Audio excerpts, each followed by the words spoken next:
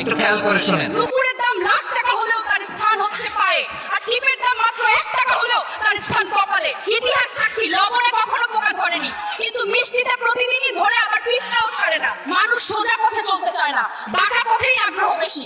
তাই তো মদ বিক্রেতাকে কোথাও যেতে হয় না, কিন্তু দুধওয়ালাকে বাজারে দাঁড়ে দাঁড়ে ঘুরতে হয়। আমরা সর্বদা দুধ বিক্রেতাকে বলে থাকি, দুধে জল মিশাননি তো, আর মানুষ মদে জল মিশে খায়। আজ পর্যন্ত মানুষকে এতটুকুই চিনলাম। কচু পাতা দেখেছেন নিশ্চয়ই, ওপরে সবুজ আর ভেতরে চুলকানিতে ভরা। ঠিক তেমনি কিছু মানুষ আছে, বাইরে থেকে দেখতে ভীষণ সুন্দর পরিপাটি, কিন্তু ভেতরটা আবর্জনায় ভরা। সাপ দুধ খেয়ে বিষ উগড়ে দেয়, আর গরু ঘাস খেয়েও দুধ দেয়। সুতরাং দোষটা খাবারের নয়, পার্থক্যটা স্বভাবের। নিজের যোগ্যতা নিয়ে কখনো অহংকার করবেন না।